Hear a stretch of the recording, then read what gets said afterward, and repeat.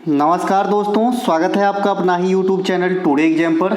दोस्तों, एसएससी के विभिन्न एग्जाम जो 2025 में होने वाली है उनके लिए जो 35 PYQ सीरीज स्टार्ट किया गया है ना, जो टोटली PYQ पे आधारित है, जो 2024 में आपके एसएससी एग्जाम ने पूछा है, उसी को मैं एक्स्ट्रा डिटेल के साथ इस सीरीज में समझाऊंगा। और इससे पहले हमने आपको 5 क्लास प्रोवाइड करा दिया है। साथ ही साथ जो भी बच्चे इस सीरीज की PDF लिए हैं उनको PDF भी दे दी गई है। इस सीरीज की PDF आपको हिंदी प्लस इंग्लिश दोनों लैंग्वेज में अवेलेबल है। आपको जिस लैंग्वेज के अंदर सहूलियत होती है आप लेकर के पढ़ सकते हैं। हमारा कोई सा भी कंटेंट चाहिए, इस मोबाइल नंबर पर आप व्हाट्सअप मैसेज के थ्रू कंटेंट को बाय करेंगे एक छोटी सी फी अदा करके, या डिस्क्रिप्शन में लिंक दिया गया है, आप लिंक के थ्रू भी व्हाट्सएप पे जाएंगे, वहां से कंटेंट को बाय कर लेंगे। चलिए शुरू करते हैं आज का ये क्लास। कंटेंट अवेलेबिलिटी है, एसएससी के एग्जाम के लिए है, रेलवे के एग्जाम के लिए है, दिल्ली पुलिस के और विभिन्न स्टेट के एग्जाम के लिए जो है आपको कंटेंट मिल जाएंगे हमारे पास। और कंटेंट की क्या खूबी है ये आप सभी को पता होगा, तो लेके अपनी जर्नी को सुगम बना सकते हैं। ये जो टॉपर चॉइस है, ये जो वर्तमान वेंडर है आपका जो एग्जाम करा रहे हैं एडुकेटी, तो जैसे पैटर्न पे वो क्वेश्चन पूछता है उसी पैटर्न पे इस सीरीज में क्वेश्चन को पढ़ाया गया है। जो बच्चे पहले देखना चाहता है कि इसमें कैसा क्वेश्चन है, तो आप 36 सीरीज जो एसएससी सीजीएल के नाम से हम चलाए थे, अभी हाल में ही समाप्त हुआ है, वो देख लेंगे। उसी का पूरा कंटेंट आपको इस टॉपर चॉइस में मिलेगा, है ना। और इस जो है टॉपर चॉइस आप लेके इस जर्नी को आसान कर सकते हैं। एडुकेटी वाला जर्नी जो अभी एक बच्चों के बीच में समस्या बनी हुई है, उस पर निजात पा सकते हैं। रेलवे के लिए चाहे ग्रुप डी देना हो, एनटीपीसी देना हो, ये 2 सीरीज पढ़िए, मॉक टेस्ट लगाइए, कोई कहीं से दिक्कत नहीं होगी। चलिए पहले इस सीरीज में मैं वन लाइनर फॉर्मेट में क्वेश्चन को पढ़ाता हूं, फिर उसी क्वेश्चन को कुछ एक्स्ट्रा क्वेश्चन ऐड करते हुए मैं एक्स्ट्रा डिटेल के साथ पढ़ाता हूं। तो पहले वन लाइनर फटाफट से देख लेते हैं। ये ओरिजिनल क्वेश्चन है, 8 अक्टूबर 2024 एसएससी एमटीएस के एग्जाम में आया हुआ है। कर्नाटक संगीत का पितामह किसे कहा जाता है? पुरंदर दास को कहा जाता है ना। दक्षिण भारत के किस समाज सुधारक ने आत्मसम्मान आंदोलन की स्थापना करी थी? तो ईवी रामास्वामी नायकर ने करी थी। इनको पेरियार भी कहा जाता है ना, उनको जो है ईवी रामास्वामी नायकर को पेरियार भी कहा जाता है। पेरियार एक नदी का भी नाम होता है जो आपके कहाँ पे है? केरल के अंदर है, ध्यान रखेंगे। नेक्स्ट है हिमालय श्रेणी की पर्वत चोटी कंचनजंगा की ऊंचाई कितनी होती है? 85-86 मीटर होती है, और ये वर्ल्ड की तीसरी सबसे अधिक ऊंची चोटी है आफ्टर K2 और आफ्टर माउंट एवरेस्ट। ठीक है, माउंट एवरेस्ट पहला, K2 दूसरा और कंचनजंगा तीसरा हो जाता है हाइट के हिसाब से दुनिया में। संस्कृत महाकाव्य गीत गोविंद के लेखक कौन है? तो गीत गोविंद के लेखक जयदेव जी हैं। हेमराज गोपालन को 2023 में कौन सा अवार्ड दिया गया था? नृत्य सेवा पुरस्कार दिया गया था। विस्थापन अभिक्रिया से संबंधित एक प्रश्न आया था, क्योंकि वहां पे स्टेटमेंट बेस्ड क्वेश्चन पूछे गए थे, विस्थापन अभिक्रिया में क्यों विस्थापित हो जाते हैं, तो हम वहीं पे बात करेंगे जहां एक्स्ट्रा फैक्ट के साथ समझाऊंगा। इनमें से कौन सी रैंक भारतीय नवाचार सूचकांक के संदर्भ में सही है? इसके अलावा वर्ष 2023 तक प्राप्त जानकारी के अनुसार समुद्री बंदरगाह की संख्या कितनी इंडिया में? ये ऐसा क्वेश्चन पूछा गया था। वर्तमान समय में ये डेटा बदल गए हैं, तो वहीं पे बात कर लेंगे।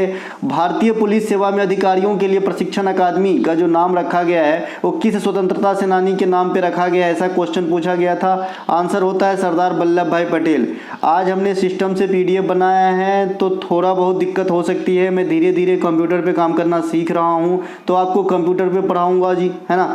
जैसा कि आपको पता ही होगा, मैं एक लैपटॉप ले लिया हूँ, आप लोगों को पूछा भी था, तो मैंने 2-4 दिन पहले ले लिया। थोड़ा बहुत नॉलेज मतलब हाथ इतना फास्ट नहीं चलती है, तो सीख रहे हैं। फिर मैं जो है अच्छे से पढ़ाऊंगा। फिलहाल तो एक छोटी सी टैब से ही पढ़ा रहा हूँ, यहीं से जर्नी स्टार्ट किया था और आज तक ऐसे ही हूँ, है ना। निम्नलिखित में से कौन से भारत के पहले क्रिकेट टीम के कप्तान थे? CK नायडू साहब थे, ये 1932 में कैप्टनसी किए थे। निम्नलिखित में से कौन से भरतनाट्यम के प्रसिद्ध कलाकार थे? रुक्मिणी देवी अरुणडेल ऑप्शन में दिया गया था। मौर्य उत्तर काल में उत्तर पश्चिम भारत के प्रथम विदेशी शासक कौन हुए? तो बैक्ट्रियन यूनानी, है ना। भारतीय संविधान में निम्नलिखित में से किस अनुच्छेद में यह उल्लेख है कि प्रत्येक मंत्री और भारत के महान्यवादी सहित सभी को, है ना, संसद के सदन में बोलने का अधिकार है? तो ये आर्टिकल 88। लेकिन यहाँ पे एक बात ध्यान रखना है, महान्यवादी को वोटिंग का अधिकार नहीं है, वोट नहीं डालते हैं। महान्यवादी जो है इंडिया में सबसे बड़े विधिक अधिकारी होते हैं। क्या होते हैं भैया? सबसे बड़े विधिक अधिकारी होते हैं। महान्यवादी की नियुक्ति कौन करते हैं? प्रेसिडेंट करते हैं। वो आर्टिकल कौन सा होता है? 76 होता है। राज्यों में महान्यवादी के समकक्ष अधिकारी कौन होते हैं? महाधिवक्ता, है ना। महाधिवक्ता राज्य के अंदर होते हैं, है ना। एडवोकेट जनरल और अटॉर्नी जनरल ऑफ इंडिया केंद्र के अंदर होते हैं। दोनों सेम पावर के अंदर पावर के होते हैं, राज्य में और केंद्र में। तो केंद्र मतलब पूरे देश को देखना भैया, राज्य मतलब उस पार्टिकुलर राज्य का है। भारत के किसी स्वतंत्रता सेनानी के जन्मदिन के अवसर पर स्वच्छ भारत अभियान चलाया गया था, तो ये महात्मा गांधी 2014 में स्टार्ट करे गए थे। इसके 2.0 वर्जन भी आ गया है, बात करेंगे वहीं पे। आक्रामक मौद्रिक नीति के रूप में आरबीआई क्या हथकंडा अपनाता है, तो रेपो रेट बढ़ा देते हैं। इसके अलावा निम्नलिखित में से किस कोशिकांग का अपना स्वयं का डीएनए होता है और वह जो है प्रोटीन संश्लेषण कर सकता है, तो ये हरित लवक है ना, जो प्लास्टिड के अंतर्गत आते हैं, हरित लवक क्लोरोप्लास्ट, तो इसमें जो है डीएनए पाया जाता है। कोशिकांग में कई ऐसे कोशिकांग हैं जिनमें डीएनए पाए जाते हैं, वहीं पे चर्च करेंगे। सांची के महान स्तूप में कॉर्डिनल पॉइंट की संख्या कितनी होती है, तो ये 4 है भैया। ये क्या होता है वहां बात करेंगे। जनगणना 2011 के अनुसार हिंदू जनसंख्या परसेंटेज के हिसाब से सबसे अधिक किस राज्य में रिकॉर्ड किया गया था, तो ये आपका एचपी, हिंदुस्तान पेट्रोलियम नहीं, हिमाचल प्रदेश में रिकॉर्ड किया गया था। प्रसिद्ध उपन्यास तमस के लेखक कौन है, पिछले क्लास में हमने ये करा दिया था, फिर से क्वेश्चन एग्जामिनर ने रिपीट किया था, ये नहीं पढ़ाऊंगा। साइकिलिंग के पेलोटन में किसे कहा जाता है, साइकिलिंग में पेलोटन, तो भाई रेस के दौरान तंग झुंड में राइडर्स का एक समूह को पेलोटन कहा जाता है। निम्नलिखित में से किस वर्ष जनगणना अधिनियम बनाया गया और लागू करवाया गया था, तो 1948 में। ये तो वन लाइनर फॉर्मेट में हमने यहाँ पे आपको दिखाया है झलक। अब आते हैं अपने ओरिजिनल स्टाइल में एक्स्ट्रा फैक्ट के साथ पढ़ने। तो पहले प्रश्न के साथ शुरू कर लेता हूँ। पहला प्रश्न भैया, कर्नाटक संगीत का पितामह किसे कहा जाता है, तो पुरंदरदास को। किसे कहा जाता है, पुरंदरदास को। त्यागराज, मुथुस्वामी दीक्षितर और श्यामा शास्त्री, ये 1 2 3 ये क्या है, कर्नाटक संगीत के त्रिरत्न कहलाते हैं ना, कर्नाटक संगीत के त्रिरत्न कहलाते हैं। कर्नाटक संगीत की उत्पत्ति की बात करेंगे तो ये दक्षिण भारत में होती है और कर्नाटक संगीत का जो पितामह है ये पुरंदरदास को कहा जाता है। जैसा कि एग्जामिनर ने यहाँ पे क्वेश्चन पूछा था, मैं यहाँ पे पॉइंट भी रखा हूँ। कर्नाटक संगीत की महारानी की बात करेंगे तो ये एम सुब्बा लक्ष्मी मैडम को कहा जाता है। एम सुब्बा लक्ष्मी वो मतलब शख्सियत थी जो सबसे पहले संगीत के सेक्टर के अंदर 1998 में भारत सरकार का सर्वोच्च सम्मान भारत रत्न प्राप्त किए थे। आफ्टर पंडित रविशंकर, फिर बिस्मिल्लाह खान, लता मंगेशकर, भीमसेन जोशी और फिर भूपेन हजारिका, इतने कैरेक्टर हैं जो आज तक भारत रत्न प्राप्त कर चुके हैं और संगीत विद्या से जुड़े रहे हैं। इसके अलावा प्रचलित स्थान कहाँ है जो कर्नाटक संगीत का जो आपको देखने को मिलेगा, तो ऑब्वियसली साउथ इंडिया की उत्पत्ति है तो साउथ इंडिया रीजन में ही रहेगा। तो ये आपका तमिलनाडु, कर्नाटक, आंध्र प्रदेश, तेलंगाना, केरल। देखिए चेन्नई को कर्नाटक संगीत का मुख्य केंद्र माना जाता है, पहले मद्रास, इसीलिए मद्रास संगीत नाटक अकादमी, मद्रास संगीत अकादमी आपने सुना होगा, है ना। कर्नाटक संगीत में इस्तेमाल होने वाली जो भाषाएं हैं ऑब्वियसली साउथ की भाषा होंगे, उसके अलावा एक संस्कृत भाषा भी है। तो तमिल, तेलुगु, कन्नड़ और संस्कृत, ये सभी के सभी भाषा जो है कर्नाटक संगीत के अंदर जो है वापरा जाता है, इस्तेमाल किया जाता है या यूज किया जाता है। टेम्पो क्या होता है, देखिए कर्नाटक संगीत में टेम्पो एक शब्द आता है। टेम्पो जो शब्द है, टेम्पो देखिए शतरंज खेल में भी एक शब्द आती है टेम्पो, है ना, और कर्नाटक संगीत में भी टेम्पो एक शब्द आती है। तो संगीत के अंदर जो टेम्पो का मीनिंग है, और एक टेम्पो होता है जिसपे हम लोग चढ़ते भी हैं ना, जो है त्रिपहिया वाहन होता है वो, है ना। तो जो टेम्पो होता है कर्नाटक संगीत के अंदर वो होता है स्वरों की गति, ये आपका धीमा हो सकता है, मध्यमा हो सकता है या द्रुत हो या तेज हो सकता है। इसके अलावा मुख्य वाद्य यंत्र जिसका इस्तेमाल किया जाता है कर्नाटक संगीत के अंदर, ये है आपका बीना, मृदंगम, बांसुरी, वायलिन, नादस्वरम, घटम, कजीरा, है ना। एक मजीरा भी होता है जो यहाँ नहीं है लेकिन इसमें यूज नहीं किया जाता है, ये कजीरा है। और ये सभी के सभी जो है आपके कर्नाटक संगीत के अंदर यूज किए जाने वाली वाद्य यंत्र में से है। कर्नाटक संगीत के क्षेत्र में सबसे बड़ा सम्मान, देखिए कर्नाटक संगीत के क्षेत्र में जो सबसे बड़ा सम्मान है इसका नाम है संगीत कला निधि पुरस्कार। ये देता कौन है, तो ये देता है आपका मद्रास म्यूजिकल अकादमी या फिर मद्रास संगीत अकादमी, ठीक है, जिसके मैंने अभी चेन्नई वाले बात पे आपको कहा था, है ना। इसके अलावा कर्नाटक संगीत टीएम कृष्णा, कर्नाटक संगीतकार टीएम कृष्णा को 2024 के लिए संगीत कला निधि पुरस्कार से सम्मानित किया गया है। वीवीआई कर लेना, सीजीएल देना हो तो भी, एमटीएस देना हो तो भी, कोई भी इंडिया में एग्जाम देना हो तो भी वीवीआई कर लेना, बैंकिंग के एग्जाम को छोड़ के। बैंकिंग में इस प्रकार के आर्ट एंड कल्चर से क्वेश्चन कम पूछा करता है ना। 2025 का संगीत कला निधि अवार्ड ये भी दिए जाने की घोषणा हो चुकी है, तो ये वायलिन वादक आर.के. श्रीराम कुमार को दिया जाएगा। आपसे इसी क्वेश्चन को दोहरे भाषा में पूछा जा सकता है कि भाई आर.के. श्रीराम कुमार किस यंत्र से जुड़े हुए हैं, तो आप कह देना कि ये वायलिन बजाते हैं सर, ठीक है। कर्नाटक संगीत के प्रमुख कलाकारों में आएंगे तो वैसे तो बहुत है, लेकिन जो आपके फेमस हैं, जो आपके एग्जाम में आते हैं, उसके बारे में मैंने यहाँ पे थोड़ा सा लिखा है। देखिए पुरंदरदास ये तो आपका जनक ही हो गए, अन्नमाचार्य, कनकदास, त्यागराज, मुथुस्वामी और श्यामा शास्त्री, ये त्रिरत्न में शामिल हो गए, तो 4-5 तो ऐसे ही याद हो गए। स्वाति तिरुनल पट्टनम सुब्रमण्यम अय्यर, मयम्मा MS सुब्बालक्ष्मी भी याद ही होगा आपको, है ना, श्रीनिवास अय्यर ये भी याद ही होगा, S बाल मुरली कृष्णन, GN बाला सुब्रमण्यम, LM बसंत कुमारी, TK पट्टम्मल, अरुणा साईराम, TM कृष्णा जो अभी अवार्ड भी पाए हैं, S सोमनाथ, मैंडोलिन जो श्रीनिवासन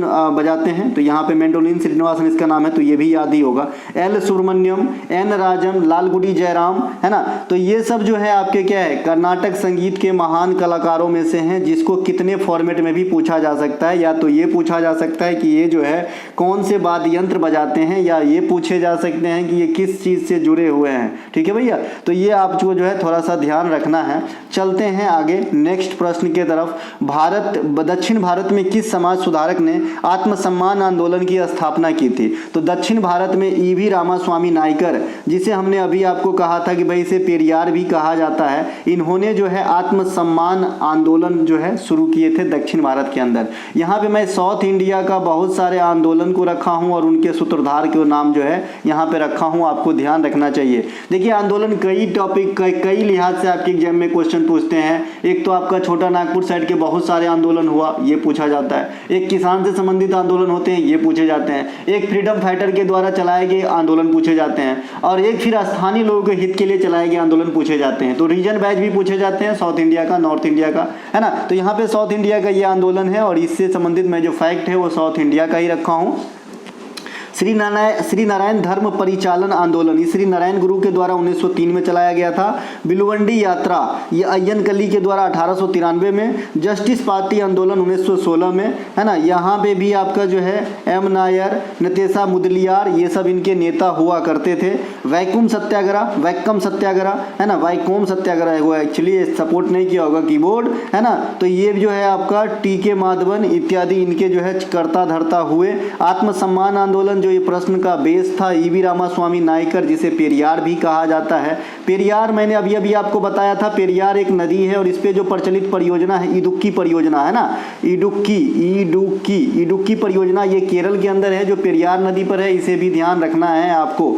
ट्रावनकोर मंदिर प्रवेश आंदोलन 1936 में महाराजा चिथिरा तिरुनाल के द्वारा चलाया गया था। देखिए यहाँ पे जो मंदिर प्रवेश आंदोलन है ये महाराष्ट्र में भी हुआ था। तो महाराष्ट्र में जो मंदिर प्रवेश आंदोलन के जनक थे या फिर सूत्रधार हुए ये भीमराव अंबेडकर साहब हुए, इन्हें ध्यान रखना है। और जो आपके ट्रावनकोर यानी साउथ में जो हुए तो महाराजा चिथिरा तिरुनाल के द्वारा चलाया गया था, है ना। नेक्स्ट क्वेश्चन है, हिमालय पर्वत श्रेणी की पर्वत चोटी कंचनजंगा की ऊंचाई कितनी है? देखिए कंचनजंगा मैंने कहा कि दुनिया में माउंट एवरेस्ट और गॉडविन ऑस्टिन या K2 के बाद तीसरा सर्वोच्च चोटी है और भारत का पूर्ण रूप से पहला सर्वोच्च चोटी है। ठीक है भाई, तो इसे ध्यान रखना है। दुनिया की 3 सर्वोच्च चोटी, उनकी ऊंचाई मैंने यहाँ पे दे दिया है। माउंट एवरेस्ट 8850 मीटर, इसे नेपाल में सागरमाथा, और ये हिमालय रेंज की सबसे ऊंची चोटी होने के साथ साथ ये दुनिया की सबसे टॉप पीक है ना। इसके अलावा K2 या गॉडविन ऑस्टिन, इसकी ऊंचाई 8611 मीटर है ना। इसके अलावा तीसरा कंचनजंगा जो सिक्किम में है और ये 8586 मीटर के साथ इंडिया की सबसे ऊंची पर्वत चोटी है। कंचनजंगा पूर्ण रूप से भारत की सबसे ऊंची चोटी है, ये भारतीय राज्य सिक्किम के अंदर स्थित है। इनके अलावा भारत की दूसरी सबसे ऊंची चोटी नंदा देवी है। नंदा देवी किस हिमालय में एग्जिस्ट करता है? तो आप कहेंगे ये कुमायूं हिमालय में एग्जिस्ट करता है ना सर। ये जो है कुमायूं हिमालय के अंदर एग्जिस्ट करता है और ये नंदा देवी आपका उत्तराखंड के सर्वोच्च पीक होने के साथ साथ ये इंडिया की दूसरा सबसे ऊंची चोटी भी है। इन्हें भी ध्यान रखेंगे, ठीक है। ये सारे रिकॉर्ड नंदा देवी के साथ जुड़ेंगे, सारे फैक्ट, ठीक है। इनके अलावा एक बार क्वेश्चन आपके एग्जामिनर ने पूछा है कि कुमायूं हिमालय का दूसरा सर्वोच्च चोटी कौन सा है? कुमायूं हिमालय का दूसरा सर्वोच्च चोटी कौन सा है आपसे पूछा गया है। तो देखिए पहला तो हो गया आपका नंदा देवी, दूसरा सर्वोच्च चोटी अगर कुमायूं हिमालय का पूछा जाता है तो आपका कामेत होगा, इसे भी ध्यान रखेंगे। इसके अलावा है ना, इसके अलावा दुनिया की सबसे ऊंची खड़ी प्रतिमा, दुनिया की सबसे ऊंची खड़ी प्रतिमा वाला जो स्टैचू है ये है सरदार वल्लभ भाई पटेल की स्टैचू, जिसे स्टैचू ऑफ यूनिटी नाम दिया गया है और ये गुजरात के केवड़िया में है ना। जो वर्तमान में बदला हुआ नाम क्या हो गया केवड़िया का? एकता नगर। क्या हो गया? एकता नगर। एकता नगर में है, गुजरात में है। ये 182 मीटर का जो है हाइट के साथ खड़ी प्रतिमा है सरदार वल्लभ भाई पटेल जी का, और इनके मूर्तिकार थे राम सुतार साहब, है ना, राम सुतार साहब। तो ये भी आपको तो ध्यान रखना है। इनके अलावा दुनिया की सबसे अधिक गहरी स्थल कौन सा है भाई? मरियाना खाई। ये मरियाना खाई चैलेंजर गर्त कहाँ पे है? प्रशांत महासागर में है। और इसकी जो गहराई है ये लगभग 11 किलोमीटर है। कोई कोई किताब जो है 11,033 मीटर लिखते हैं, ठीक है भाई। तो 11 किलोमीटर आपको अनुमानित याद रखना है। कोई कोई 10,998 मीटर भी लिखते हैं, ठीक है भाई। तो ये एक अनुमान है कि 11 किलोमीटर के पास है ना। दुनिया का सबसे ऊंचा जलप्रपात एंजेल जलप्रपात है। ये कहाँ पे है? वेनेजुएला के अंदर है। वेनेजुएला के अंदर है दुनिया की सबसे ऊंची जलप्रपात, इसे भी ध्यान रखेंगे। इसके अलावा भारत का सबसे ऊंचा जलप्रपात ये कुचिकल फॉल्स है, जो कहाँ पे रहेगा? आपके बराही नदी पर कर्नाटक के अंदर स्थित है। इन्हें भी ध्यान रखेंगे। इससे पहले हम लोग जोग या गोरसप्पा को इंडिया का सबसे ऊंचा जलप्रपात मानते थे, जिसे महात्मा गांधी जलप्रपात भी कहा जाता था। लेकिन अब ये रिकॉर्ड जो है ये आ गया है आपका कुचिकल जलप्रपात के नाम पे, और ये बराही नदी पे है। भारत की सबसे ऊंची बांध परियोजना टिहरी डैम परियोजना बहुउद्देशीय परियोजना है। ये आपके उत्तराखंड राज्य में स्थित है, और ये भागीरथी नदी ऑप्शन में है तो बिल्कुल सही है। अगर भागीरथी और भिलांगना का संगम लिखा हुआ है तो वो ऑप्शन आप सेलेक्ट कीजिएगा। एसएससी ने कई बार पूछा है, और भागीरथी और भिलांगना का संगम जो है ऑप्शन को आंसर माना है। इसके अलावा नोट, भारत की सबसे ऊंचे गुरुत्वीय बांध अगर पूछेगा तो भाखरा नांगल बांध करना है। ये नोट इसलिए लिखना पड़ा ताकि एग्जाम में आपका गलती ना हो। देखिए सबसे ऊंची बांध पूछेगा तो टिहरी डैम लगा दोगे, लेकिन सबसे ऊंची गुरुत्वीय बांध पूछ दिया तो टिहरी न करके आपको मार देना है कौन सा? भाखरा नांगल। संस्कृत महाकाव्य गीत गोविंद के लेखक कौन है? आपसे पूछा जा रहा है। थोड़ा सा फॉन्ट छोटा हो गया है मेरे ख्याल में, मैं फॉन्ट बड़ा कर दूंगा। संस्कृत महाकाव्य गीत गोविंद के लेखक कौन है? तो ये जयदेव है। और जो पीडीएफ है ना भाई, वो आपके व्हाइट बैकग्राउंड में दिया जाएगा, चिंता न करें, क्योंकि मुझे पता है कि अधिकांश बच्चा प्रिंट करा के पढ़ते होंगे, ठीक है। कुछ अन्य महाकाव्य तथा उनके लेखक, है ना। लेकिन जो है पीडीएफ है वो किसी दूसरे को शेयर ना करें मेरे भाई, है ना। बहुत मेहनत करता हूँ आपको पढ़ाने के लिए, कंटेंट लिखने के लिए। एक क्लास के पीछे कई घंटों की मेहनत छुपी होती है, यूँ कहे कि कई दिनों का, क्योंकि मैं एक दिन में पूरा घंटा खर्च नहीं कर सकता, और भी काम होते हैं मेरे पास, ठीक है। तो उनको जो है दोहन न करें मेरे मेहनत का। और सीधी सी बात है, जो 50-60 रुपया 70 रुपया अपने पढ़ाई के ऊपर नहीं खर्च कर सकता तो वो वास्तव में पढ़ना थोड़ी चाह रहा है। और जो कोई कहेगा कि मेरे पास नहीं है, तो बहुत सारे लोग मोबाइल डाटा चलाते हैं। मोबाइल डाटा तो 400 का आता है। मैं तो ये पूरे सीरीज का, यानी ये पूरे 35 क्लास का कॉस्ट 70 रुपया रखा हूँ यार, जिसमें क्लास पीडीएफ दोनों अवेलेबल कराता हूँ, ठीक है। तो बहुत महंगा नहीं रखता हूँ, मैं खुद ही जानता हूँ 150 रुपये की जो इम्पोर्टेंसी स्टूडेंट लाइफ में क्या होता है। फिर भी अगर कोई बच्चा ना देना चाहे, है ना, तो फिर तो अलग ही लेवल है। तो उन बच्चों को शेयर न करें, एक्चुअली तौहीन होता है कंटेंट का, ठीक है। और हमारी मेहनत की तो जो ऐसी तैसी होती है आपको पता ही है, ठीक है। तो ये जयदेव हो गया भैया। कुछ अन्य महाकाव्य, है ना, जो इनके लेखक मैंने यहाँ पे नीचे रखा है, नागानंद, रत्नावली और प्रियदर्शिका। ये तीनों के लेखन का काम जो है हर्षवर्धन साहब के द्वारा किया गया है। हर्षचरित्र के लेखक कौन है? ये बाणभट्ट साहब हर्षचरित्र के लेखक हैं। हर्षवर्धन के दरबारी कवि रहे थे। अकबरनामा के लेखक अबुल फजल हैं। कुमार संभव मेघदूत, इसके अलावा रघुवंशम महाकाव्य, अभिज्ञान शकुंतलम भी ऐड कर लीजिएगा, ये सभी के सभी कालिदास जी लिखे हैं। तिरुक्कल के लेखक संत तिरुवल्लर है, जो तमिल साहित्य तमिल संगमकालीन के चीज़ों के बारे में आपको जानकारी प्रोवाइड कराएगा। संगम, देखिए संगम वंश मैंने बताया था, जो संगम वंश है ये आपके विजयनगर साम्राज्य का पहला वंश है ना, क्योंकि विजयनगर साम्राज्य में 4 वंश बताए थे आपको। संगम बताए थे, इसके अलावा सुलूब बताए थे, तुलुब बताए थे और अरबिदु बताए थे, SST बताया था ना। लेकिन जो एक संगम काल बताया था वहाँ पे चेर, पांड और चोला, ये 3 वंश बताए थे। तो एक ही में नहीं खिचड़ी कर देना है, संगम काल अलग होता है, संगम वंश अलग होता है। संगम वंश कहने का मतलब विजयनगर साम्राज्य से है। संगम काल कहने का मतलब जो तमिल संगम काल हुए, जहाँ पे 3 प्रचलित वंश हुए, उनके बारे में बात तो हो रही है। तो जो तिरुक्कुल्लर थे, है ना, ये जो है ये संत तिरुवल्लर, जिनके ग्रंथ है तिरुक्कुल, तो ये संगम कालीन तमिल भाषा की ग्रंथ है। इलिंगो आदिगल, है ना, ये भी आपका जो है शिल्पा थिकरम नामक ग्रंथ लिखे हैं, ये भी संगम काल के हैं। चिथिलाई छतनार ये मेखनी मलाई के द्वारा लिखा गया, ये नाम है और ये मेखनी मलाई काव्य है। ठीक है। अर्थशास्त्र के लेखक कौटिल्य चाणक्य संस्कृत भाषा में ये मौर्य वंश के दौरान हुए थे चाणक्य, है ना, और इन्हीं के प्रयास से मौर्य वंश की स्थापना भी हुए थे। तो चलते हैं नेक्स्ट। अगला प्रश्न है, हेमराज गोपालन को 23 में कौन सा अवार्ड दिया गया? नृत्य सेवा रत्न पुरस्कार दिया गया था। अब आते हैं फैक्ट के अनुसार, फैक्ट पे। वर्ष 2024 के भारत सरकार के द्वारा वर्ष 2024 में भारत सरकार के द्वारा पद्मा सुब्रमण्यम तथा वैजयंती माला जी को पद्म विभूषण से सम्मानित किया गया है। VVI कर लेना, क्योंकि आपके एग्जाम में अभी 24 वाला आने की संभावना ज़्यादा है, 25 वाले से ज़्यादा पद्म अवार्ड के रिलेशन में। वर्ष 2025 में ममता शंकर भारतीय नृत्य के प्रचार प्रसार हेतु ये भारतीय नृत्य को देश के बाहर भी प्रचार प्रसार करे। थियाम सूर्यमुखी देवी मणिपुरी शास्त्रीय नृत्य के गुरु हैं और दुर्गा चरण रणवीर ओडिसी नृत्य के लिए, है ना। तो इन तीनों को जो है ये पद्मश्री अवार्ड से सम्मानित किया गया है वर्ष 2025 के लिए, तो इन्हें ध्यान रखेंगे। ठीक है मेरे भाई, ये भी आपके लिए इम्पोर्टेंट रहेगा, खास करके दुर्गा चरण रणवीर और ममता शंकर, क्योंकि थयाम सूर्यमुखी देवी जो देवी वाले होते हैं वो तो जनरली लोग पकड़ लेंगे कि भाई ये जो है शास्त्रीय नृत्य से जुड़े हुए कैरेक्टर है, लेकिन जो ममता शंकर है, जो दुर्गा चरण रणवीर है, ये थोड़ा कन्फ्यूजन क्रिएट करेगा अगर जो नहीं पढ़ा है। तो इन दोनों पे ज़्यादा फोकस करें, एक ओडिसी के लिए हैं और एक नृत्य प्रचार के लिए है।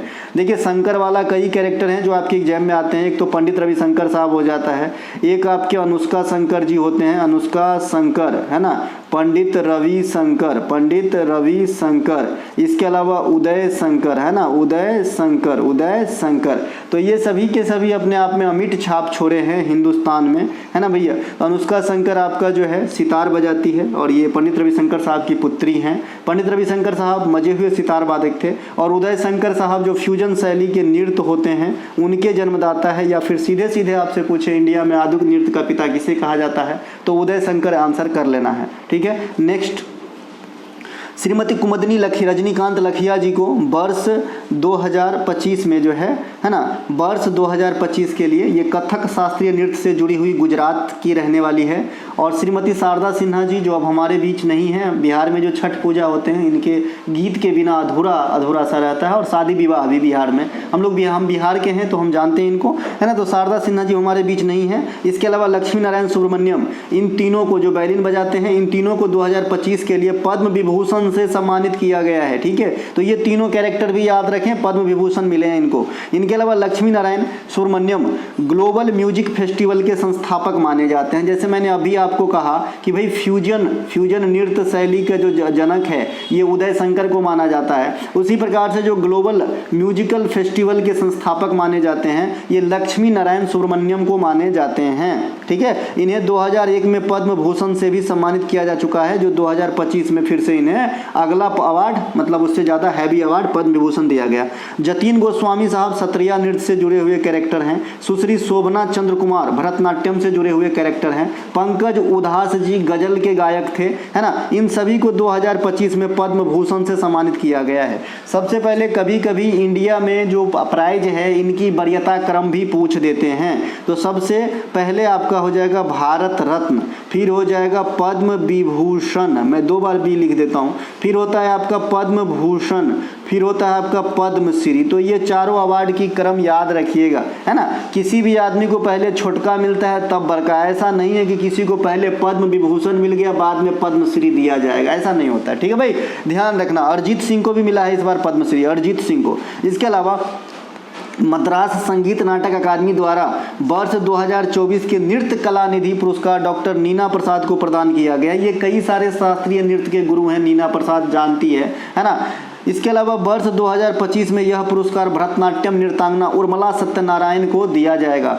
जो उर्मिला सत्यनारायण जी हैं इन्हें 2025 के लिए मद्रास संगीत नाटक अकादमी, जो कर्नाटक संगीत के सेक्टर में सबसे बड़ा जो इंस्टीट्यूट है, और उनके जो सबसे बड़े अवार्ड होते हैं, तो एक तो नृत्य के क्षेत्र में होता है और एक संगीत कला निधि होता है। संगीत कला निधि इसी वीडियो के पहले में हमने बता दिया था, जहाँ कर्नाटक संगीत समझाया था, वो भी मद्रास संगीत नाटक अकादमी ही देता है। और नृत्य कला निधि पुरस्कार भी संगीत नाटक अकादमी अकादमी मद्रास ही देता है। तो 2024 के लिए यह पुरस्कार डॉक्टर नीना को दिया गया था और 2025 के लिए यह पुरस्कार उर्मिला सत्यनारायण जी को दिया जाएंगे जो भरतनाट्यम के कैरेक्टर हैं। ठीक है मेरे भाई। देखिए एक वेदांतम सत्यनारायण भी होता है ना, वेदांतम वेदांतम वेदांतम वेदांतम है ना सत्यनारायण, वेदांतम सत्यनारायण, वेदांतम सत्यनारायण। तो ये जो वेदांतम सत्यनारायण है ये कुचिपुड़ी के जुड़े हुए कैरेक्टर है और ये है उर्मिला सत्यनारायण जो भरतनाट्यम के जुड़े हुए कैरेक्टर है। कंफ्यूजन न करे बाबा। ठीक है। इसके अलावा वर्ष 2025 का मद्रास संगीत नाटक अकादमी के द्वारा एक टीटी के पुरस्कार भी दिया जाता है। मैंने अभी क्या कहा, संगीत कला निधि पुरस्कार भी देते हैं, इसके अलावा है ना, इसके अलावा नृत्य कला निधि पुरस्कार भी देते हैं और टीटी के पुरस्कार भी देते हैं। ये तीनों के तीनों पुरस्कार आपको कौन देंगे, तो मद्रास संगीत अकादमी देंगे। ठीक है भाई। तो ये जो टीटी के पुरस्कार है 2025 का ये मिला है मदम्बी सुब्रमण्यम नंबूदरी, बीना वादक जेटी जयराम कृष्णन और जयश्री जयराम कृष्णन। ठीक है भैया, इन्हें मिला है। तो ये तीनों को ध्यान रखेंगे टीटी पुरस्कार के लिए। नेक्स्ट है वर्ष 2024 तक प्राप्त जानकारी के अनुसार भारत में प्रमुख लोक समुद्री बंदरगाहों की संख्या कितनी थी। अब यहाँ पे दो बात होगी, आज तक के अनुसार या फिर 2024 के अनुसार। ठीक है मेरे भाई, क्योंकि 2024 के अनुसार जो है तैयार तो नहीं हुआ था लेकिन जो है ये मिल गया था, क्या बोलते हैं, परमिशन मिल गया था। इसी वीडियो में मैं बात करूंगा। तो फिलहाल जो ऑपरेशनल बंदरगाह है ये तो बड़े में 12 ही है, अभी तक भी है, लेकिन 13वां बंदरगाह जो है उसकी कार्य जोरों शोरों से स्टार्ट है। इस वीडियो में मतलब इस फैक्ट के अंदर बात करेंगे। तो अभी तक 12 आंसर होगा। ठीक है। देखिए नोट यहाँ पे करके लिखा हूँ, बाधवान बंदरगाह, बधवान बंदरगाह ये दहानू महाराष्ट्र में है, वहीं आसपास में है। आधारशिला रखी गई है। यह बंदरगाह शुरू हो जाने के बाद देश में 13 बड़े बंदरगाह हो जाएंगे। ठीक है। यह अभी ऑपरेशनल नहीं है, काम धाम चालू है, शुरू हो जाएंगे तो 13 को हो जाएगा। तो जो अभी 13 को बंदरगाह हो जाएंगे वो 13 को बंदरगाह देख लेते हैं। दीनदयाल पोर्ट, कांडला पोर्ट है ना, गुजरात में है। ये आपका ज्वारीय बंदरगाह भी कहा जाता है इसे ना, ज्वारीय बंदरगाह भी कहा जाता है। इसके अलावा Jawaharlal Nehru port trust JNPT Maharashtra में है। विशाखापत्तनम पोर्ट ट्रस्ट ये इंडिया का सबसे सुरक्षित लैंडलॉक्ड और गहरा बंदरगाह माना जाता है। आंध्र प्रदेश में एकमात्र बंदरगाह है ये आपका विशाखापत्तनम। मुंबई पोर्ट ट्रस्ट ये महाराष्ट्र में है। चेन्नई पतन ट्रस्ट ये तमिलनाडु में है। मार्मुगाबू पोर्ट ट्रस्ट ये गोवा में है, ज्वारी नदी के समीप। महाराष्ट्र में बाधवान पोर्ट अभी ऑपरेशनल नहीं है, प्रस्तावित है, काम धाम चालू है। कलकत्ता पतन Haldia, Paradip Patan Orissa, Tuticorin port Tamil Nadu, Cochin port Kochi Kerala, Ennore port Chennai, पेनाम्बूर port Bengaluru Karnataka को जिसे न्यू बेंगलुरु पोर्ट कहा जाता है। तो ये अभी 13 पोर्ट हो जाएंगे इंडिया के अंदर। अगर छोटे छोटे पोर्ट की बात करें तो इंडिया में 200 से अधिक छोटे छोटे पोर्ट है, इन्हें भी ध्यान रखना है आपको। 200 से अधिक जो है छोटे छोटे समुद्री मतलब समुद्री कहना गलत होगा यहाँ पे, क्योंकि पोर्ट जो है न सिर्फ समुद्र पे ही नहीं हो सकता है ना। तो ये जो है 200 से अधिक पोर्ट है। कोलकाता बंदरगाह भारत में ब्रिटिश ईस्ट इंडिया कंपनी द्वारा निर्मित सबसे पुराने ऑपरेशनल बंदरगाह है। इसी लैंग्वेज में क्वेश्चन पूछा जाता है कि ब्रिटिश सरकार के द्वारा भारत में ऑपरेशनल सबसे पुराने बंदरगाह, तो कोलकाता आंसर करना है। भारत का सबसे गहरा लैंडलॉक्ड बंदरगाह ये विशाखापत्तनम बंदरगाह है। मुंबई भारत का सबसे बड़ा प्राकृतिक बंदरगाह है, इसे भी ध्यान रखेंगे। पूर्वी तट के सबसे पुराने कृत्रिम बंदरगाह कौन सा है, चेन्नई। ये पूर्वी तट के, पूर्वी तट पश्चिमी तट कैसे डिसाइड करते हैं, ये आपके अरब सागर है, इसके किनारे होने वाले बंदरगाह पश्चिमी तट के कहलाएंगे। ये आपके बंगाल की खाड़ी है, इसके किनारे में होने वाले बंदरगाह पूर्वी तट के कहलाएंगे। ठीक है मेरे भाई। इसके अलावा भारत में लौह अयस्क का निर्यात सबसे अधिक मार्मागुबा बंदरगाह यहाँ से किया जाता है। ठीक है, सबसे अधिक जो लौह अयस्क का निर्यात है ये मार्मागुबा बंदरगाह गोवा से किया जाता है। नेक्स्ट क्वेश्चन है, भारतीय पुलिस सेवा के अधिकारियों के लिए प्रशिक्षण अकादमी का नाम किसके नाम पे रखा गया है। आंसर है सरदार वल्लभ भाई पटेल। सरदार वल्लभ भाई पटेल के नाम पे रखा गया है। सरदार वल्लभ भाई पटेल को आयरन मैन ऑफ इंडिया भी कहा जाता है ना, आयरन मैन ऑफ इंडिया भी कहा जाता है। साथ ही साथ इसे भारत का बिस्मार्क भी कहा जाता है, भारत का बिस्मार्क भी कहा जाता है। सरदार वल्लभ भाई पटेल पुलिस अकादमी सपना भारत में एक सिविल सेवा प्रशिक्षण संस्थान है। इसके पहले इसका नाम जो है राष्ट्रीय पुलिस एकेडमी हुआ करता था, इससे पहले भी अलग नाम हुआ करता था इसका नाम कई बार चेंजेस हुआ है। तो वर्तमान जो नाम है वो सरदार वल्लभ भाई पटेल के नाम पे रखा गया है। मसूरी में स्थित लाल बहादुर शास्त्री राष्ट्रीय प्रशासन अकादमी, जिसे लवसना कहते हैं, आपने एस्पिरेंट वाला वेब सीरीज जरूर देखा होगा, है ना, एस्पिरेंट, है ना, जहाँ पे संदीप भैया को आप देखे होंगे, अभिलाष को देखे होंगे, और वो लड़की का क्या नाम रहता है अभी मुझे याद नहीं आ रहा है, ठीक है। तो भैया ये वाले में आपने लवसना का चर्चा सुना होगा। यहाँ पे सिविल सर्वेंट जो होता है, जो सिलेक्ट होकर जाते हैं, वहाँ पे ट्रेनिंग वगैरह करते हैं। राष्ट्रीय रक्षा अकादमी एनडीए, ये खड़गवासला में है। ये इंडिया के ज्वाइंट सेनाओं का प्रशिक्षण होता है यहाँ पे, चाहे थल सेना हो, वायुसेना हो, या फिर आपका जो है ना जल सेना हो। निम्नलिखित में से कौन से पहले क्रिकेट टीम के कप्तान थे? तो सीके नायडू साहब इंडिया में भारतीय टीम के पहले टेस्ट कप्तान हुए 1932 के दरमियान, यहाँ पे लिखा गया है। भारत अपना पहला एक दिवसीय अंतर्राष्ट्रीय मैच इंग्लैंड के खिलाफ 1974 में खेले थे, और उस मैच में भारत का कप्तान अजीत वाडेकर साहब थे। हालांकि ये बहुत कम मैच में कप्तानी किए थे, लेकिन पहला तो पहला होता है जी। T20 क्रिकेट में भारत का पहला कप्तान अपना बीरू था 2006 में, है ना, इन्हें भी ध्यान रखेंगे। इनके अलावा पिंक बॉल क्रिकेट में अगर भारत का पहला कप्तान पूछ ले तो सबसे पहले पिंक बॉल का इस्तेमाल कहाँ होता है? आजकल जो आपका वर्ल्ड टेस्ट चैंपियनशिप चलने लगा है तो वहाँ भी होता है। इनके अलावा ये जो आपका पिंक बॉल टूर्नामेंट होता है, जो डे नाइट मैच होती है ना, डे नाइट मैच होती है, वहाँ पे होती है। ये जो है आपके मतलब स्पष्ट दिखे उस लिहाज से तय किया जाता है इनका कलर, तो उस पर हम विशेष संशोधन नहीं करना चाहते हैं।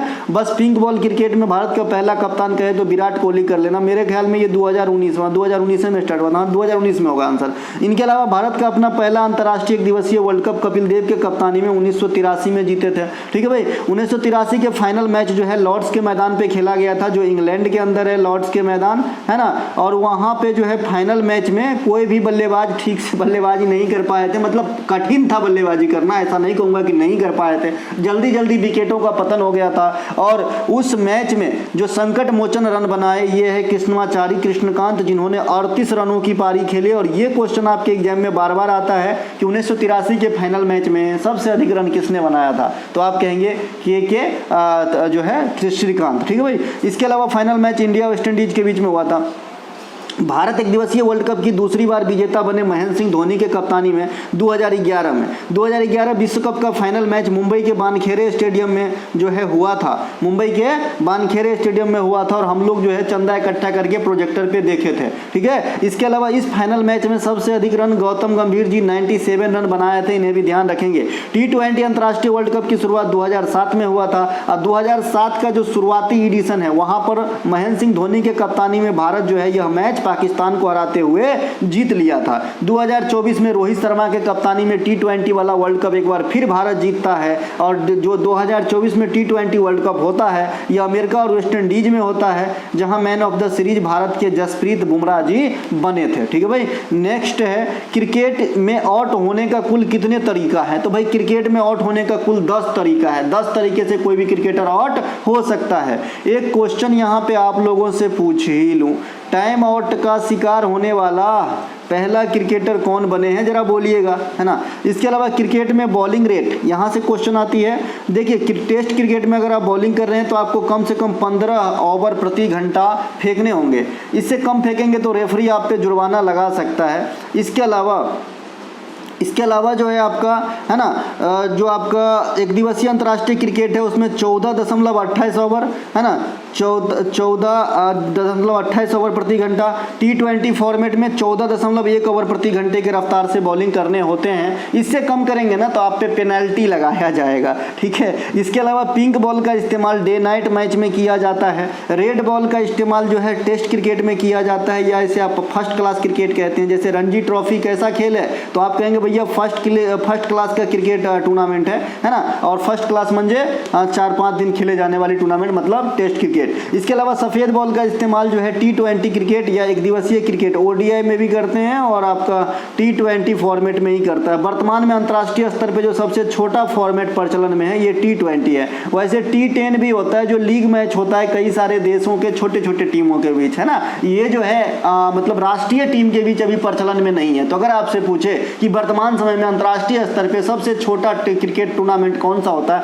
तो आप कहेंगे T20 होता है। क्रिकेट पिच की लंबाई 22 गज होती है जिसे मीटर में आप मापेंगे तो 20.12 मीटर होगी। पिच की चौड़ाई 10 फीट या 3.05 मीटर होती है। स्टंप की ऊंचाई 28 इंच होती है। बल्ले की अधिकतम लंबाई 38 इंच हो सकती है। क्रिकेट पिच पे जो पंपिंग क्रीज होता है, जहां पे आपका यहाँ पे विकेट गड़े होते हैं और यहाँ पे बल्लेबाज इससे बाहर नहीं जा सकता, यहाँ पे लात रख के खेलना होता है, तो ये जो बीच की दूरी होती है ये 4 फुट होती है। तो ये ध्यान रखना जी। इसके अलावा निम्नलिखित में से किस वर्ष में जनगणना अधिनियम बनाया गया और पूरे भारत में लागू करवाया गया? ये वर्ष था 1948, है ना। भारतीय जनगणना अधिनियम 1948 में बनाया गया। इस अधिनियम के तहत जनगणना कराने का जो प्रावधान है ना, इस जो प्रबंधन है ये भारत सरकार के गृह मंत्रालय के द्वारा रजिस्ट्रार और जनगणना आयुक्त के द्वारा संचालित कराए जाते हैं। जो 2021 में जनगणना होना था और जो वर्तमान में चल भी रहे हैं, तो उनके जनगणना आयुक्त कौन है? मैं थोड़ा सा आपको हिंट दे देता हूँ, मृत्युंजय। आगे का नाम जरूर लिखिएगा क्योंकि वो बदल चुके हैं। बहुत सारे बच्चे पहले याद किए होंगे तो गलती हो जाएगा। इनके अलावा नोट, भारतीय जनगणना अधिनियम 1948 का विधेयक तत्कालीन गृह मंत्री सरदार वल्लभ भाई पटेल के द्वारा जो है पेश किया गया था। इनके बारे में अभी हमने स्टैच्यू ऑफ यूनिटी वाले पॉइंट से देख लिया था। अच्छा, सरदार वल्लभ भाई पटेल के जन्मदिन के अवसर पे कौन सा दिवस मनाया जाता है? ये ध्यान रखना, एकता दिवस मनाया जाता है। कौन सा? एकता दिवस मनाया जाता है, यूनिटी डे मनाया जाता है। सूचना का अधिकार अधिनियम कब आया? आरटीआई, राइट टू इंफॉर्मेशन, ये आया आपका 2005 में। ये आया आपका 2005 में।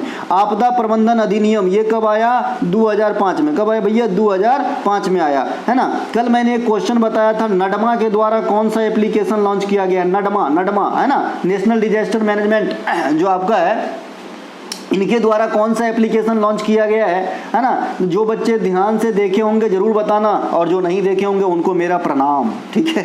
बाल विवाह अधिनियम 1929 में पारित किया गया था, इन्हें भी ध्यान रखेंगे, है ना। सिंपल सी बात है ना जी, सब अच्छे से पढ़ लेंगे तो सब पास हो जाएंगे, और उतने तो सीट आते नहीं है तो कैसे नौकरी सब कर लेगा, है ना। तो अच्छा है मत देखो, है ना। घरेलू हिंसा में महिलाओं का संरक्षण अधिनियम 2005। इसके अलावा सूचना प्रौद्योगिकी अधिनियम 2000 में आया था। रिजर्व बैंक ऑफ इंडिया अधिनियम 1934 में आया था। इसी के तहत 1935 में रिजर्व बैंक ऑफ इंडिया की स्थापना हुई थी, लेकिन इसकी राष्ट्रीयकरण जो है 1949 में हुआ था। राष्ट्रीयकरण से पहले रिजर्व बैंक ऑफ इंडिया जो है पाकिस्तान इत्यादि की भी जो है कार्यभार देखे थे एक आध साल, ठीक है भाई, ध्यान रखना।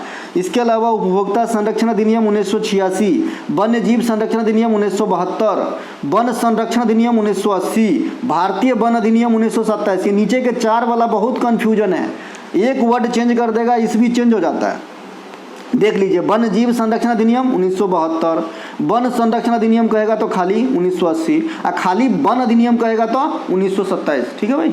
इसके अलावा राष्ट्रीय राजधानी क्षेत्र दिल्ली जो संशोधन विधेयक अधिनियम आया था 2021 में, संशोधित है, इससे पहले भी आया होगा। संशोधन का मतलब ये है कि कोई चीज़ हो गया उसमें जो है काट छांट करना है। भ्रष्टाचार निवारण अधिनियम 1928, एगो भगोरा अधिनियम भी आया था 2018 में, भगोरा अधिनियम जो आपका ये नीरव मोदी, ये कौन सा विजय माल्या, है ना, तो ये सब को देखते हुए लाया गया था। साइकिलिंग पे पेलोटन क्या होता है? तो साइकिलिंग पे पेलोटन क्या होता है? रेस के दौरान तंग झुंड में राइडर्स का एक समूह होता है। अब ऐसे बहुत सारे वर्ड जो है, वैसे तो बहुत सारे खेल में वर्ड यूज होते हैं, लेकिन जो प्रचलित में है, जो आपके एग्जाम में आते हैं, ये कौन कौन से हैं? कबड्डी में लोना क्या होता है? तो कबड्डी में लोना क्या होता है? मान लीजिए ये टीम ए है और ये टीम बी है। टीम बी ने क्या किया? ए के सभी खिलाड़ियों को ऑल आउट कर दिया। क्या कर दिया? ऑल आउट कर दिया, छू के सबको मार दिया। कबड्डी में छू देता है तो मर जाता है, मतलब कबड्डी पढ़ते पढ़ते जो है छूना होता है उसी के घर में और भाग कर अपने घर में आना होता है। आप सभी ने खेले होंगे, मैंने भी खेला हूँ। तो इस घर की इसके सभी खिलाड़ी अगर मर गए तो, है ना, ये लोना होना हो जाता है या ऑल आउट होना हो जाता है, और जीत हो गई ऑब्वियसली बी का, है ना। इसके अलावा शतरंज में कैसलिंग, यह एक प्रकार का विशेष चाल होता है जब राजा और हाथी एक साथ जो है अपनी स्थिति बदलते हैं, इसे कैसलिंग कहते हैं, कैसलिंग। इसके अलावा शतरंज में एक चेकमेट होता है, जब राजा पे पहाड़ टूट जाता है तो उसे चेकमेट कहा जाता है। राजा को बचने का कोई जुगाड़ नहीं मिल रहा होता है तो उस समय जो है चेकमेट करते हैं अपोजिट टीम, और जो टीम मतलब जो खिलाड़ी चेकमेट करते हैं उसकी जीत हो जाती है। टेस्ट क्रिकेट में फ्लो ऑन का नाम आपने सुना होगा। अच्छा, एक चीज़ और हाल फिलहाल में बहुत ज़्यादा पूछे जाते हैं, इलो रेटिंग, है ना, इलो रेटिंग शब्द जो है ये आपके शतरंज से ही संबंधित होते हैं। इलो रेटिंग ये किसी भी खिलाड़ी की योग्यता को दर्शाता है। इनके अलावा शतरंज में चेकमेट बता दिया। टेस्ट क्रिकेट में फॉलो ऑन शब्द होता है। फॉलो ऑन क्या होता है, मान लीजिए कि ये इंडिया है और ये अपना पाकू है ना, तो इंडिया मान लीजिए कि पहले पारी में 450 रन बना दिए, पाकिस्तान पहले पारी में 2100 रन पे सिमट गए, ढेर हो गए। तो ये अभी देखिए यहाँ पे 350 रन की बढ़त है, तो ये जो पहला टीम इंडिया है ये पाकिस्तान को फॉलो ऑन के लिए आमंत्रित करेगा और पाकिस्तान अपने आप को उस मैच में जीवित रखने के लिए दूसरी पारी खेलेगा, तो उसे ही कहा जाता है फॉलो ऑन। फॉलो ऑन के लिए कम से कम 200 रन जो है बढ़त होनी चाहिए पहले खेलने वाले टीम के पास। इसके अलावा जनगणना 11 के अनुसार राज्य में हिंदू जनसंख्या परसेंट सबसे अधिक कहाँ पे था, तो ये हिमाचल प्रदेश में था। जनगणना 2011 के अनुसार सबसे अधिक ग्रामीण जनसंख्या, ये आपका कहाँ पे भैया सबसे अधिक ग्रामीण जनसंख्या, तो ये सबसे अधिक ग्रामीण जनसंख्या परसेंटेज है, इस पे ध्यान देंगे परसेंटेज, तो ये भी हिमाचल प्रदेश आंसर होगा। देखिए क्या होती है कि मान लीजिए यूपी का जनसंख्या है 20 CR, मतलब एक उदाहरण देता हूं, और हिमाचल प्रदेश की जनसंख्या है 1 CR, ठीक है। अब हिमाचल प्रदेश में क्या हुआ कि हिंदू जो आबादी है वो मान लीजिए कि 50 लाख है, ठीक है, और जो आपका उत्तर प्रदेश है वहाँ पे मान लीजिए हिंदू आबादी 1 करोड़ है। तो भाई तादाद के हिसाब से तो उत्तर प्रदेश में ज़्यादा है ना, हिमाचल प्रदेश के तुलना में, लेकिन परसेंटेज के हिसाब से हिमाचल प्रदेश में ज़्यादा है जी 50%। तो उस हिसाब से चीज़ों को समझेंगे जनगणना के फैक्ट में, नहीं तो बहुत सारे बच्चे गलती कर देते हैं, उनको लगता है कि दाल भात चोखा सब एक में मिला के खा जाओ, ऐसा नहीं करने का, ठीक है भाई। तो भाई जनगणना 11 में परसेंटेज के हिसाब से सबसे अधिक हिंदू आबादी या ग्रामीण जनसंख्या हिमाचल प्रदेश में है। दूसरी जो इसी चीज़ को अगर तादाद के हिसाब से देखें तो दोनों का आंसर उत्तर प्रदेश हो जाएगा। सबसे अधिक हिंदू आबादी और सबसे ज्यादा ग्रामीण जनसंख्या उत्तर प्रदेश में निवास करते हैं, अगर परसेंटेज शब्द यहां मेंशन ना होता तो, ठीक है भाई। जनगणना 11 के अनुसार सबसे अधिक ग्रामीण जनसंख्या उत्तर प्रदेश में निवास करते हैं। जनगणना 11 के अनुसार सबसे अधिक पुरुष तथा सबसे अधिक महिला तथा, माफ कीजिएगा, सबसे अधिक लिखा है जी, हाँ ठीक है, सबसे अधिक पुरुष तथा महिला साक्षरता के बीच का जो डिफरेंस है लिटरेसी रेट का, ये राजस्थान का है। जनगणना 2011 के अनुसार सबसे कम पढ़े लिखे चाहे किसी भी एंगल से पुरुष महिला तथा कंबाइंड, ये बिहार आंसर होगा। जनगणना 2011 के अनुसार देश में सबसे अधिक इस्लाम धर्म के लोग उत्तर प्रदेश में निवास करते हैं। ध्यान देंगे, सबसे अधिक इस्लाम धर्म के लोग उत्तर प्रदेश में निवास करते हैं, लेकिन अगर परसेंटेज के हिसाब से पूछा जाए तो परसेंटेज के हिसाब से राज्यों में सबसे अधिक इस्लाम धर्म के लोग असम में निवास करते हैं, और पूरे इंडिया में परसेंटेज के हिसाब से पूछा जाए पूरे इंडिया में यूटी को भी सिलेक्ट कर लिया जाए तो सबसे अधिक इस्लाम धर्म के लोग लक्षद्वीप में निवास करते हैं, जहां पे 98% तक जो है इस्लाम धर्म के लोग रहते हैं, ठीक है भाई। तो ये ध्यान रखना। जनगणना 11 के अनुसार सबसे अधिक बौद्ध तथा सबसे अधिक जैन, सबसे अधिक बौद्ध तथा सबसे अधिक जैन धर्म के लोग जो है ये महाराष्ट्र में निवास करते हैं, ध्यान रखना।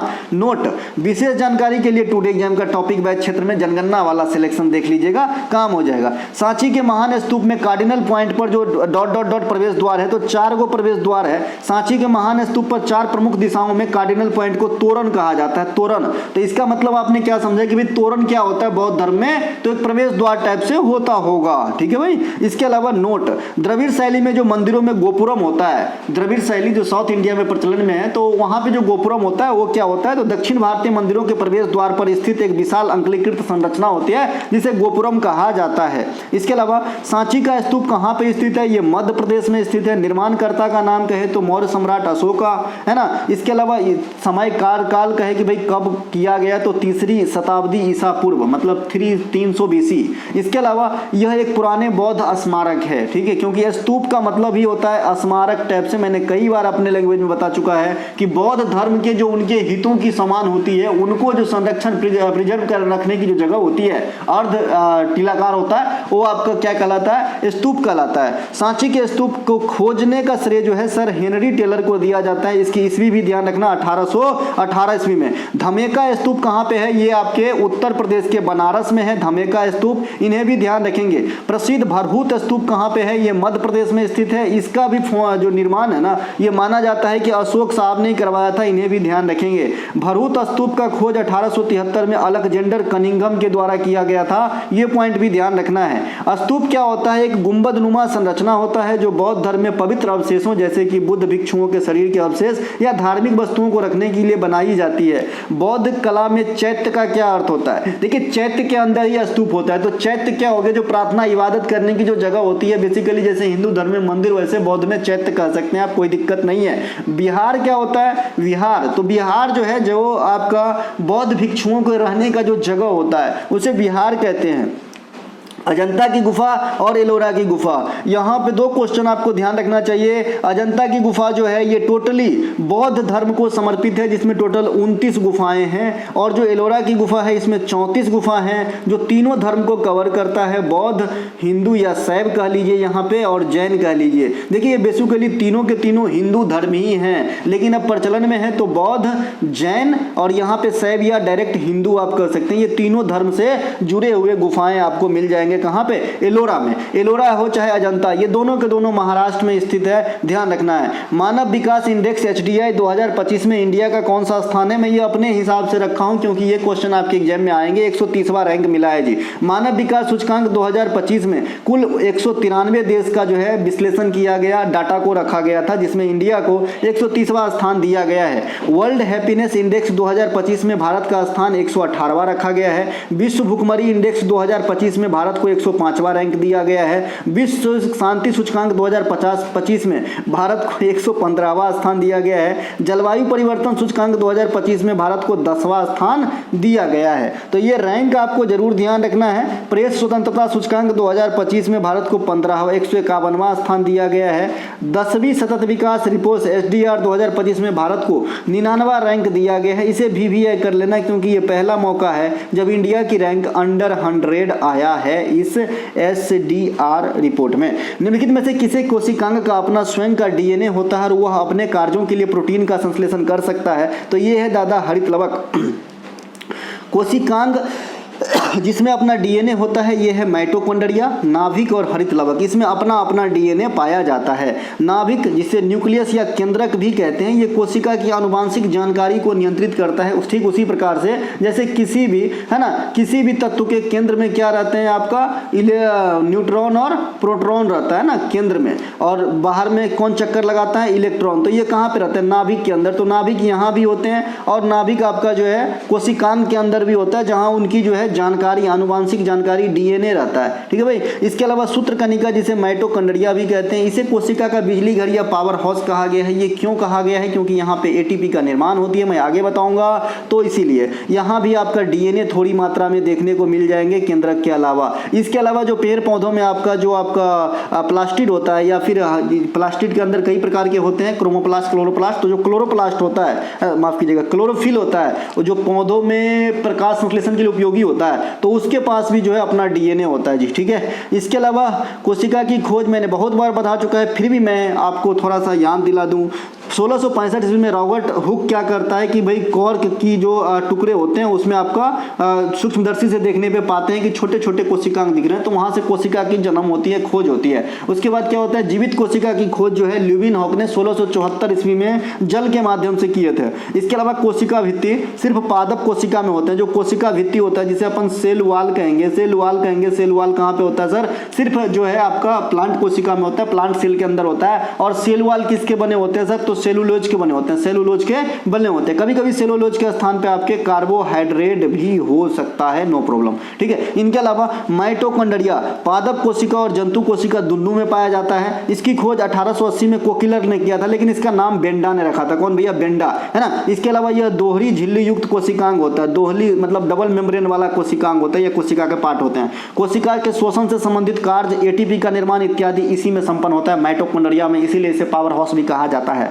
लवक जिसे प्लास्टिड कहते हैं, यह सिर्फ पादप कोशिकाओं में पाए जाते हैं। तो अपने में अगर लवक पाया जाए ना, क्लोरोफिल पाया जाए, तो हम सब हरे हरे दिखेंगे। ठीक है भाई। तो जो लवक होते हैं पादप कोशिका में होते हैं, है ना, और ये भी दोहरी झिल्ली युक्त आपका जो है कोशिकांग होते हैं। ठीक है। इसके अलावा कोशिकांग लाइसोसोम को आत्महत्या की थैली कहा जाता है, जो सिर्फ जंतु कोशिकाओं में पाई जाती है। लाइसोसोम, साफ सफाई की मंत्री। ठीक है। तो ये आत्महत्या की थैली कहलाते हैं और ये जंतु कोशिका में होते हैं। और ये सिंगल झिल्ली वाला संरचना होता है। कैसा होता है भैया? सिंगल झिल्ली वाला सिंगल मेम्ब्रेन वाला संरचना होती है। भारत में किस स्वतंत्रता सेनानी के जन्मदिन के अवसर पर स्वच्छ भारत अभियान स्टार्ट किया गया था? तो ये किए गए थे महात्मा गांधी जी के जन्मदिन पे 2014 में 2 अक्टूबर को। 5 वर्ष के लिए स्टार्ट किया गया था शुरुआत में 2019 में। इसके 2.0 कार्यक्रम की शुरुआत जो शहरी को ज़्यादा टारगेट करता है, तो ये आपका 2021 में आया था अक्टूबर महीना में, है ना। इनके अलावा अटल पेंशन योजना ये 2015 में अटल बिहारी वाजपेयी साहब के नाम से जुड़ा हुआ है, तो ऐसे ही आप परख लिए होंगे। इस योजना में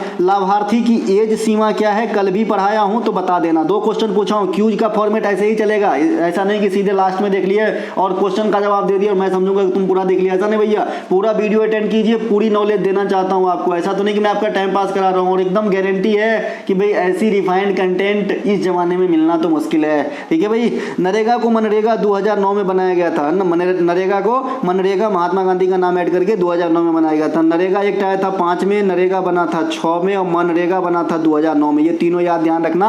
100 दिन का रोजगार देता है ग्रामीण एरिया में। इसके अलावा जवाहर रोजगार योजना 1989 में आया था। जवाहर नाम से स्पष्ट है, जवाहरलाल नेहरू के नाम पे था। इंदिरा आवास योजना इंदिरा गांधी जी के नाम पे थे, 1985 में आया था। इसी योजना का नाम बदल के 2016 में प्रधानमंत्री ग्रामीण आवास योजना कर दिया गया था। नेक्स्ट क्वेश्चन है, अनुसूचित जाति, अनुसूचित जनजाति और अन्य कमजोर वर्गों के शैक्षणिक और आर्थिक हितों को बढ़ावा देना भारतीय संविधान के किस अनुच्छेद के अंतर्गत आता है? अनुच्छेद 46 के अंतर्गत आता है। जो डीपीएसपी है वो 36 से 51 आर्टिकल को कवर करेंगे, भाग 4 में रखेंगे। देखिए जो पहले के आपका जो 3, 4 और आपका जो 4 का ए है, इसमें बहुत सारे चीज आपको मिलता जुलता होता है जी। एक होता है जो मौलिक अधिकार, ये प्रॉपर हमारा अधिकार है ना, हमारा अधिकार है, हमने क्लेम करना है इसको। एक होता है भाई डीपीएसपी। डीपीएसपी क्या है कि भाई इस तरह की व्यवस्था होनी चाहिए, क्योंकि इसका मतलब ही एक कल्याणकारी राज्य की स्थापना करना। और एक होता है मौलिक कर्तव्य, हम पब्लिक पे लागू होता है कि हमें ऐसा करना चाहिए। इसमें बहुत सारे चीजों आपको जो है मिलता जुलता रहेगा। जैसे मैं एक छोटा सा एग्जाम्पल दूं, जैसे अगर आप मौलिक अधिकार में आएंगे, आर्टिकल 21 के में क्या है, 6 से 14 वर्ष तक के बच्चों को निःशुल्क शिक्षा लेना मौलिक अधिकार है। फिर इसी आर्टिकल को थोड़ा सा आगे बढ़ा देता हूं, 45 में डीपीएसपी में घुस जाता हूं, तो वहां पे क्या है कि भाई जो शिक्षा है ना, 14 वर्ष से कम उम्र के बच्चों की जो शिक्षा है वो इसकी व्यवस्था किया जाएगा।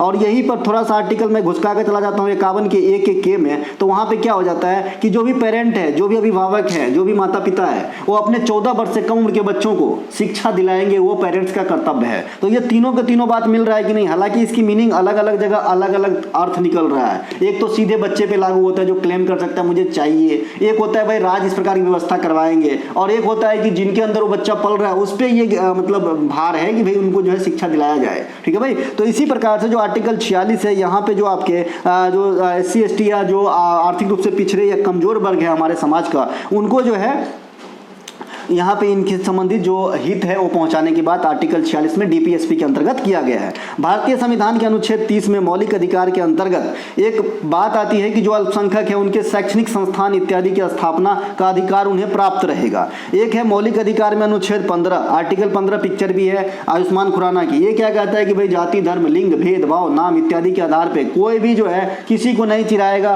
है ना। इसके अलावा अनुच्छेद आर्टिकल 51A है, ये जो है आपका ये सेम बात कहता है कि जो भाई समाज में पिछड़े वर्ग के लोग हैं या फिर जो भी महिलाएं हैं उनकी सम्मान किया जाएगा, जो पिछड़े वर्ग के लोग हैं उन्हें बढ़ावे के लिए हर संभव प्रयास किया जाएगा। इस प्रकार की बात यहाँ पे भाईचारा की भावना को जागृत करता है मौलिक कर्तव्य के थ्रू आर्टिकल 51A के ई में, ठीक है भाई। अब यहाँ पे मैंने लिख दिया हूँ आर्टिकल के बारे में विस्तृत जानकारी के लिए आप पहुंच जाइए टुडे एग्जाम के टॉपिक वाइज कंपाइल में। नेक्स्ट क्वेश्चन है भैया कि भाई ZnSO4 Zn plus CuSO4 ZnSO4 Cu दिए गए समीकरण में, है ना, दिए गए समीकरण में कॉपर अपने यौगिक से अलग क्यों हो जाता है? इस प्रकार के क्वेश्चन पूछे गए थे। हालांकि वहां पे जो है समीकरण अलग रहा था विस्थापन अभिक्रिया में, ठीक है भाई। तो क्योंकि जिंक के तुलना में कॉपर की अभिक्रियाशीलता कम है। आज मैं तीसरा दिन ये पार्टिकुलर चीज आपको समझा रहा हूं। एक बार मैंने परीक्षा दर्पण में समझाया, एक बार मैंने 36 सीरीज में समझाया, और एक बार मैं यहाँ अपने मन से आज समझाने के लिए आया हूँ इस पार्टिकुलर चीजों को, क्योंकि ये हर एग्जाम में पूछे जाने लगी है क्वेश्चन, ठीक है भाई। तो आज समझ लेना, पहले नहीं समझे तो, और पहले समझ लिए हो तो रिवीजन कर लेना, भागना मत, ठीक है। अच्छा लगा तो लाइक भी कर देना। क्यों? देखो यहाँ पे जो है ये अभिक्रियाशीलता का आपका चेन है। मैंने आपको बताया था कि जो चीज़ हमारे हिसाब से जितना महंगा है वो उतना कम अभिक्रियाशील होते हैं, उतना लेस रिएक्टिव होता है। जो जितना लेस रिएक्टिव है उतना ज़्यादा महंगा है। जैसे सोना को अपन कैसे लिखते हैं, ऑरम, AU लिखते हैं, ठीक है। ये कितना महंगा है भाई, 1 लाख रुपये जो है पर 10 ग्राम हो गए हैं, उसमें भी 22 कैरेट। अगर 24 कैरेट तो एक तो अवेलेबल होना मुश्किल है ना, क्योंकि उसका कोई गहना बनेगा नहीं, क्योंकि सोना में शक्ति लाने के लिए कुछ मात्रा में तांबा इत्यादि मिलाए जाते हैं, इसलिए कैरेट की वैल्यू कम कर दी जाती है, 22 कैरेट कर दी जाती है, ठीक है भाई। तो ये जो सोना वगैरह है ये काफ़ी महंगा है, और काफ़ी महंगा होने के कारण ये कम लेस रिएक्टिव है, यानी ये हवा, पानी, बिजली इत्यादि में काला पीला नहीं होता, जैसा वैसा ही रहता है, इसलिए महंगा है, ठीक है। तो ये इस लिस्ट में जैसे जैसे आप नीचे आवत जाओगे वैसे वैसे जो आपका रिएक्टिविटी का गुण है वो कम होता जाएगा। इट मीन जो इसमें सबसे ऊपर है वो सबसे ज़्यादा रिएक्टिव है, यानी पोटेशियम सोडियम की तुलना में ज़्यादा रिएक्टिव है। तो आप इसे याद कर लीजिएगा, तभी आपका जो है ये विस्थापन अभिक्रिया समझ में आने वाली है। देखिए इस अभिक्रिया में जिंक ZnCu से अधिक अभिक्रियाशील है, इसीलिए CuSO4 को विलयन से कॉपर को विस्थापित कर देता है और जिंक सल्फेट बनाता है। यह एक रेडॉक्स अभिक्रिया भी है। ये कैसे है मैं आगे बताऊंगा, जिसमें जिंक का ऑक्सीकरण होता है और कॉपर का अपचयन होता है। विस्थापन अभिक्रिया किसे कहते हैं? वैसी रासायनिक अभिक्रिया जिसमें अधिक अभिक्रियाशील तत्व कम अभिक्रियाशील तत्व को धक्के मार के यौगिक से बाहर करके खुद का यौगिक निर्माण कर लेता है, उसे विस्थापन अभिक्रिया कहते हैं। नीचे के उदाहरण से समझेंगे और ऊपर में थ्योरी रख दूं तो ज़्यादा समझ में आएगा। विस्थापन अभिक्रिया को एक बार पढ़ लो अपने गुप्त नज़रों से, और यहाँ पे उदाहरण देखिए, Zn plus FeSO4 ferrous sulphate plus zinc का अभिक्रिया हो रहा है, और यहाँ पे जिंक सल्फेट बन गया है और फेरस को निकाल करके फेंक दिया है। तो ये क्या है, फेरस से ज़्यादा अभिक्रियाशील क्या होगा, जिंक होगा। इस बात की पुष्टि कर लेते हैं। देखिए फेरस से ज़्यादा अभिक्रियाशील जिंक है क्या? हाँ सर, देखिए जिंक यहाँ पे है और आयरन यानी फेरस यहाँ पे है, तो फेरस से पहले जिंक है, यानी जिंक ज़्यादा अभिक्रियाशील है, और जो ज़्यादा अभिक्रियाशील है